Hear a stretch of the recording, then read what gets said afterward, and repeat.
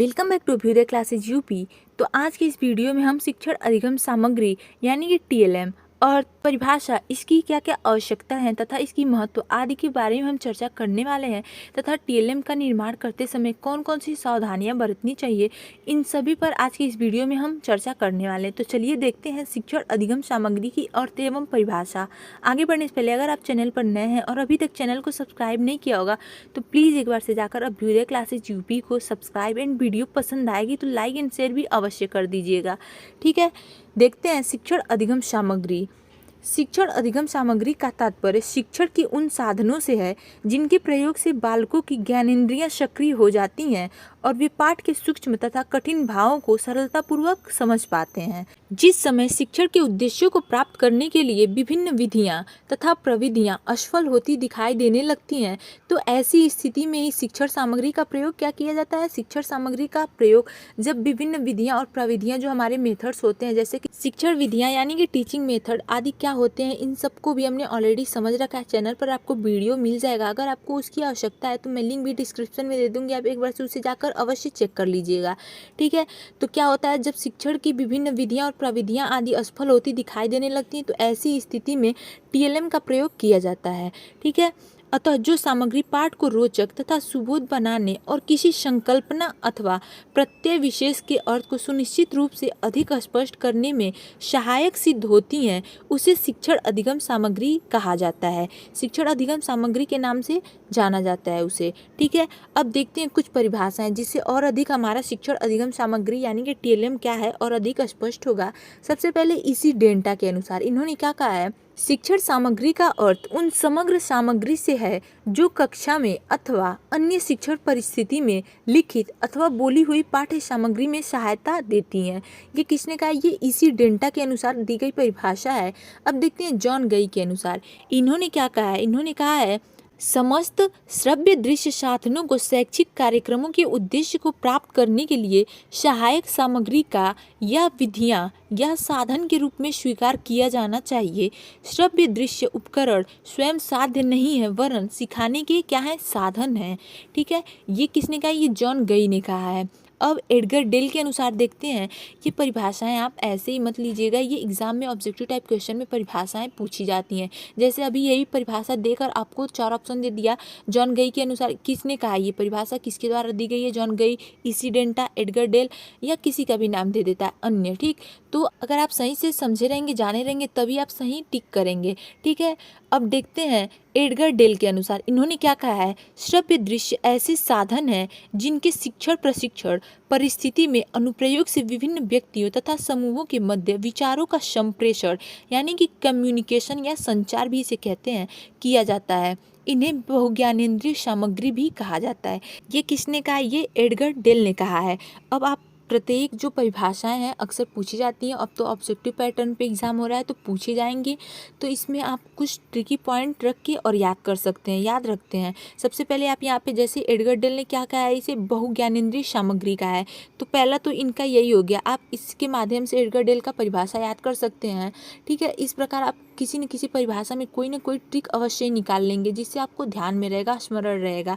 अब देखते हैं आगे, शिक्षक इन उपकरणों का प्रयोग कर बालक की एक से अधिक इंद्रियों को प्रयोग में लाकर पाठ्य वस्तु को सरल, रुचिकर, सुस्पष्ट, प्रभावशाली व अस्थायी बनाता है। ठीक है, इन सभी उपकरणों का ही प्रयोग करके शिक्षक क्या करता है, अपने जो शिक्षण प्रक्रिया है उसको रुचिकर, सरल, सहज व स्पष्ट बनाता है, रुचिकर, प्रभावशाली और अस्थायी आदि बनाता है। ठीक है, अब देखते हैं शिक्षण अधिगम सामग्री की आवश्यकता कौन कौन सी हैं, इसको देखते हैं। शिक्षण सामग्री के अनेक कार्य हैं तथा सभी बालकों की शिक्षा के लिए उपयोगी है। छोटे बालकों की शिक्षा के लिए इसके महत्व व आवश्यकता को प्रत्येक शिक्षा शास्त्री ने एकमत होकर स्वीकार किया है, जो निम्न प्रकार हैं।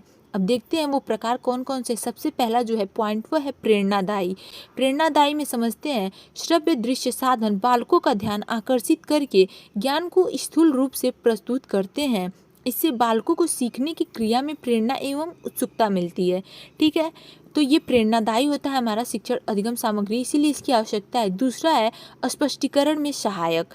कैसे है? शिक्षण सामग्री के प्रयोग से बालकों को कठिन से कठिन पाठ्य सामग्री का स्पष्टीकरण हो जाता है।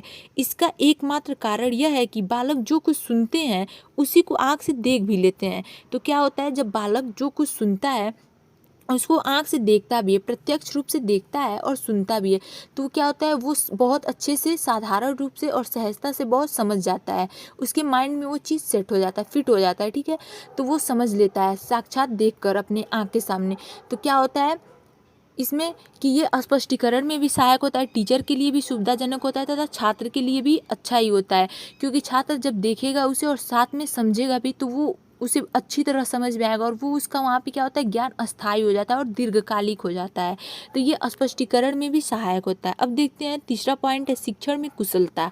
इसमें देखते हैं शिक्षण सामग्री का प्रयोग करने से शिक्षण में कुशलता आती है, साथ ही शिक्षण और अधिक प्रभावशाली बन जाता है। जैसा कि अभी हमने जस्ट आगे समझा किस प्रकार शिक्षण प्रभावशाली बनता है। दूसरे शब्दों में जिन सूक्ष्म बातों तथा कठिन भावों को बालक चौक और टॉक, यानी कि चौक जो हम लिख के बताते हैं या समझाते हैं, या टॉक स्पष्टीकरण देते हैं या प्रस्तुतिकरण करते हैं, कि सहायता से नहीं समझते हैं, उन्हें वे सहायक सामग्री के प्रयोग से सरलतापूर्वक समझ सकते हैं। ठीक है, तो इसी प्रकार जैसे कि वो जो सामने प्रत्यक्ष रूप से देखेंगे तो वो उसको अच्छे से ग्रहण करेंगे, अच्छे से सीखेंगे और समझ जाते हैं ईजिली। ठीक है, प्रत्यक्ष अनुभव हमारा अगला पॉइंट है। श्रव्य दृश्य सामग्री द्वारा शिक्षार्थियों को प्रत्यक्ष अनुभव प्रदान किया जाता है। जिस पाठ्य वस्तु या प्रक्रिया को हम अनुभव नहीं कर सकते उनको चित्र या फिल्म की सहायता से स्पष्ट कर सकते हैं। जैसा कि हम जब बीएड का प्रशिक्षण इंटर्नशिप पे जाते हैं, प्रशिक्षण करने जाते हैं, तो वहाँ पे हम टीएलएम का प्रयोग करते हैं कि नहीं करते हैं। उसमें कुछ चार्ट वगैरह हम बना के ले जाते हैं। तो वो किस लिए बना कर ले जाते हैं? ताकि बालक उसका प्रत्यक्ष अनुभव कर सके, साक्षात वो देख सके अपने सामने, वो उसको और अच्छे बेहतर ढंग से समझता है, देखता है जब। तो ठीक है, तो अब है अगला हमारा अमूर्त व मूर्त रूप से प्रस्तुतिकरण। इसमें देखते हैं विभिन्न विषयों में कई संकल्पनाएं सूक्ष्म स्तर से अमूर्त रूप में होती हैं। इन संकल्पनाओं को मूर्त रूप में प्रस्तुत करने से छात्रों द्वारा प्राप्त ज्ञान स्पष्ट एवं अस्थायी होगा, जिसे छात्र अधिक समय तक याद रख सकेंगे। जैसा कि अभी मैंने जस्ट आगे बताया था, अस्थायी और दीर्घकालिक हो जाता है।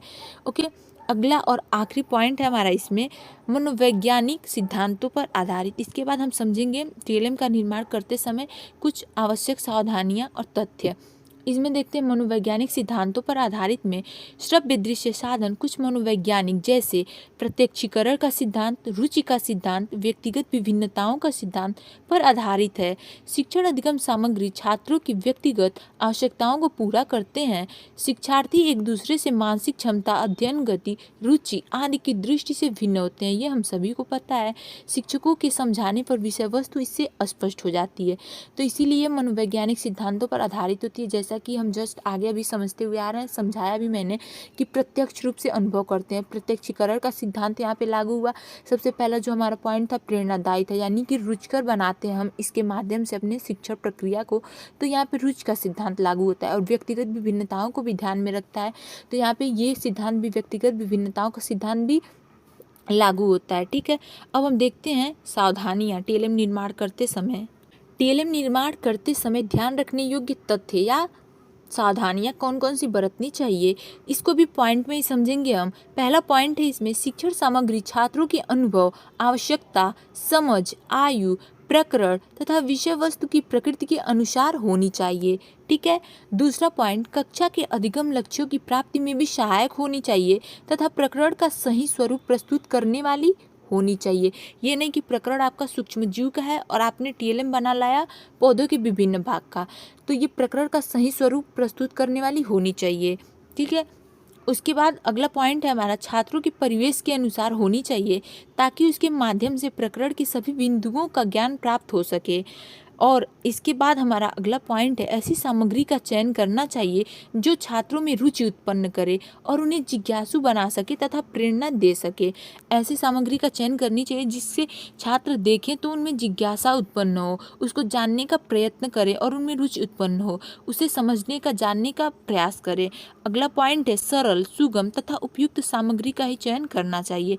और आखिरी पॉइंट है हमारा शिक्षण सामग्री या उपकरण पर्याप्त, स्पष्ट और बड़े हो जिससे छात्र उन्हें सरलता से देख सकें और समझ सकें।